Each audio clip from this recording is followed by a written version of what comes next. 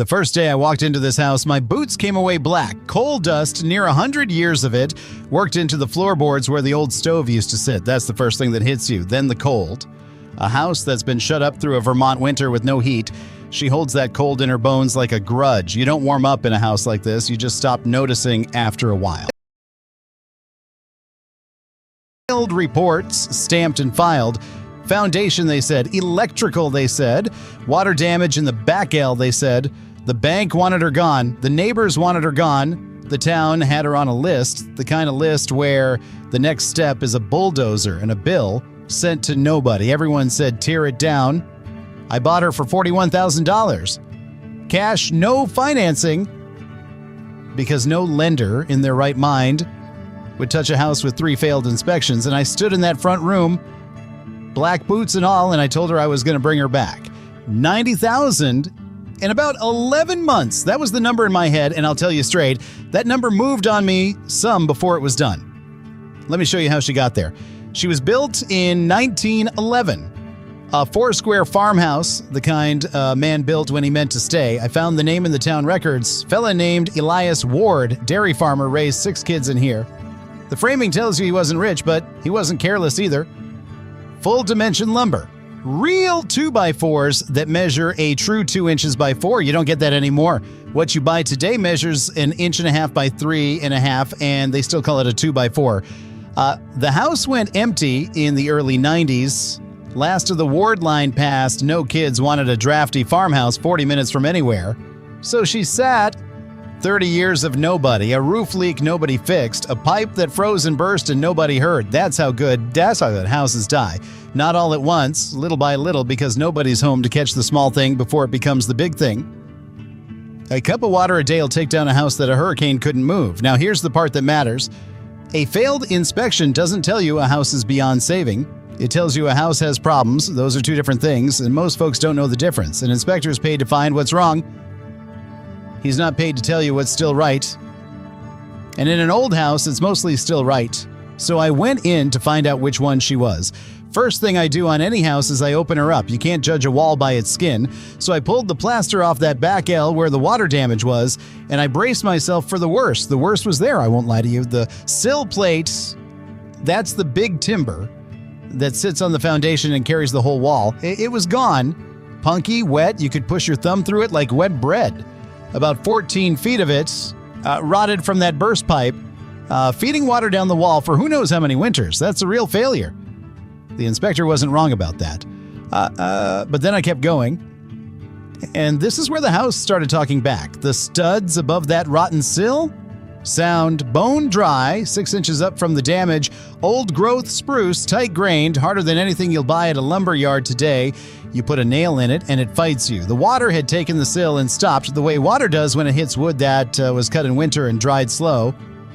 And when I pulled more plaster off the main house, off the load-bearing walls, I found the framing was near perfect. Somebody had let this house breathe. Real lath, horsehair plaster, and behind it dry cavities where the air could move. Then I found the joinery. Where the corner post met the top plate, there was hand-cut mortise and tenon work pegged with wood, not a nail in it. A mortise is a slot cut into one timber, a tenon's the tongue on the other that fits it, and you drive an oak peg through to lock them. Elias, or whoever framed this for him, cut those joints by hand with a chisel and a mallet. 110 years, and they hadn't moved a hair, no gap you could slip a business card into. I stood there a while with that. You find work like that, work done by a man who's been dead 60 years, and it does something to you. Somebody built this right the first time. My job is to not be the guy who ruins it.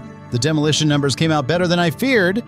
The back L sill, the plaster in 3 rooms, the ceiling under the roof leak. Call it $6,000 in tear out and disposal, 2 30-yard dumpsters, and my 2 guys for a week. The electrical had to go entirely, that's coming later, but I didn't have to gut her.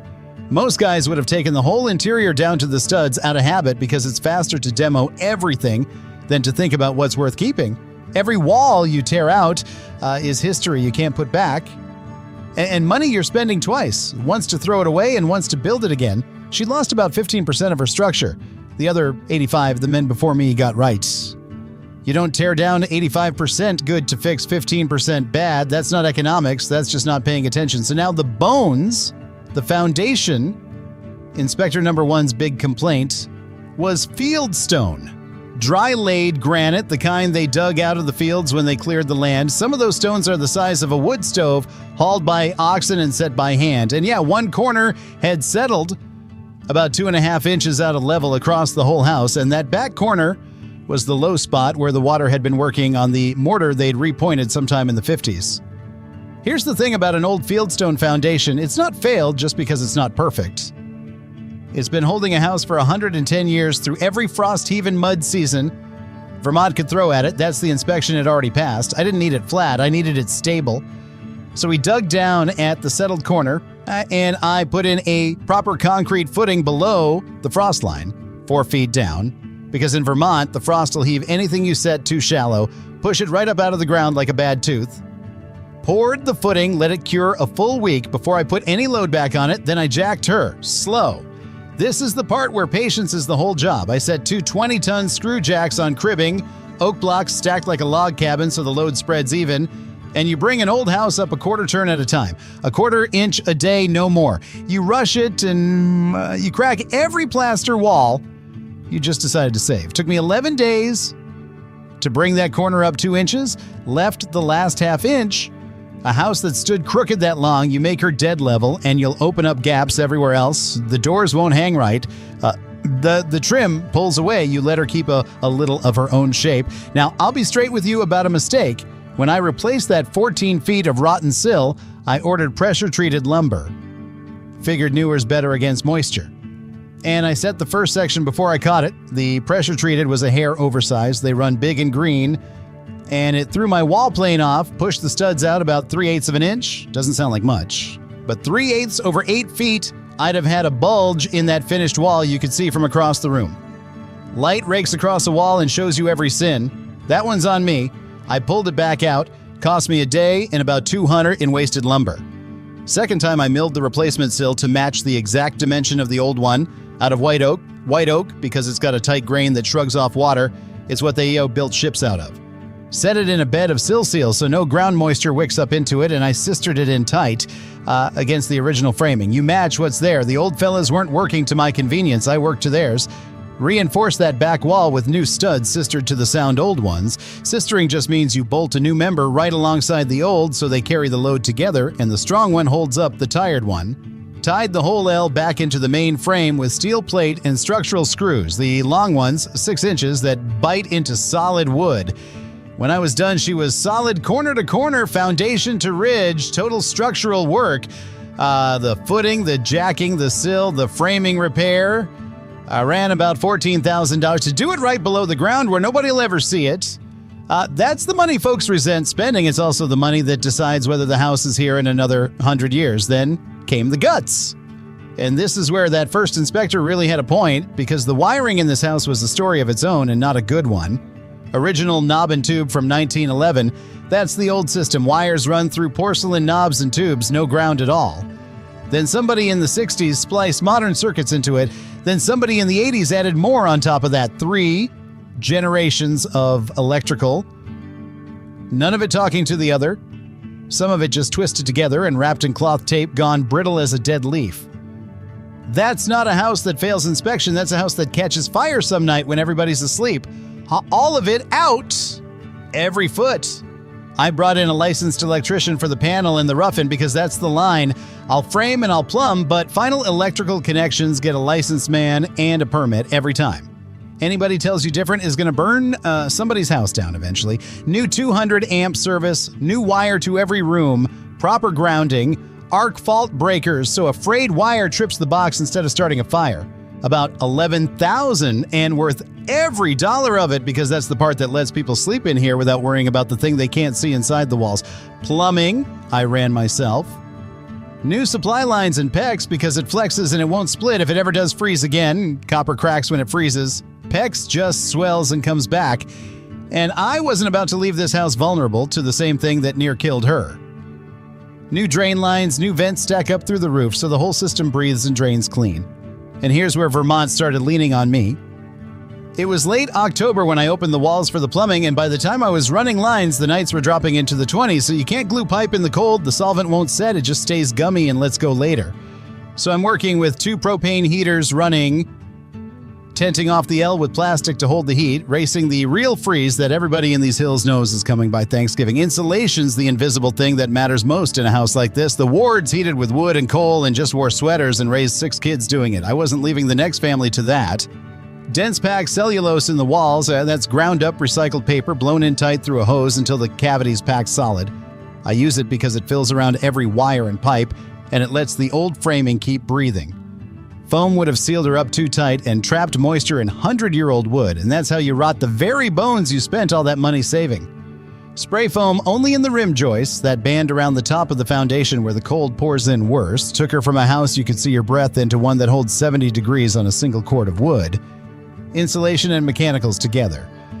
About $9,000. I closed her weather tight 2 days before the first hard freeze, got the heat on. First warm night that house had known in 30 years. I stood in there that evening with the heaters ticking and the frost on the glass melting off, and she felt like a house again instead of a shell. Then the good part finishes. This is where you find out if a person has taste or just a budget. The floors first. Under that black coal dust in the main rooms was quarter-sawn maple, wide boards, the original 1911 flooring. Quarter-sawn means they cut the log across the grain a certain way so the boards stay flat and don't cup. More waste, more work the way they did things when a floor was meant to last. Everybody said replace it. I rented a drum sander and I took her down slow. 3 passes, course to fine, and I'll tell you, when that first pass came up and the clean wood showed under 100 years of grime, that's the moment I do this work for. That golden maple, tight and hard and glowing. You can't buy that patina, you can only uncover it. 3 coats of oil finish, hand buffed between each. Refinished the whole main floor for about $1,800 in sanding and finish versus the $8,000 new flooring would have run, and new wouldn't have had the story in it. The kitchen I built simple and honest. Shaker cabinets I made in my own shop out of poplar and painted a soft green. Doors with a flat center panel, no fuss, because a farmhouse doesn't want fuss. Soapstone counters because it's quarried a couple hours from here. It lasts forever and it only gets better with a scratch. You rub a little oil in and the mark just becomes part of it. Kept the original window over the sink, the one Mrs. Ward washed dishes looking through for 40 years. Reglazed it, replaced the cracked pane, reputtied the whole thing by hand, didn't replace it. The light comes in through that wavy old glass, and there's nothing on this earth a factory can make that looks like that. New glass is dead flat, and it knows it. Now, the piece I've been saving for, down in the front room there was a staircase. Original 1911 with a newel post, that's the big post at the bottom, and a banister of turned spindles. Every one of those spindles hand-turned on a lathe, and no 2 exactly alike, which is how you know that a man's hand made them and not a machine. A machine gives you 100 identical. A man gives you 100 close. 3 of the spindles were cracked. The newel post was loose enough to wobble, and the whole thing wore a dozen coats of paint gone gray and chipping. I could have ripped it out. A new prefab staircase is $3,000 in a day's work. Instead, I spent 9 days on that stair. Stripped it down by hand, chemical stripper and a cabinet scraper. No power sander because a sander would have eaten the crisp edges those turnings still had and rounded off everything that made them worth saving. You do it slow, 1 spindle at a time, and it's meditation as much as work. Under all that paint, that was cherry. Vermont cherry gone deep red with age, the kind of color that takes a century and can't be faked with a stain.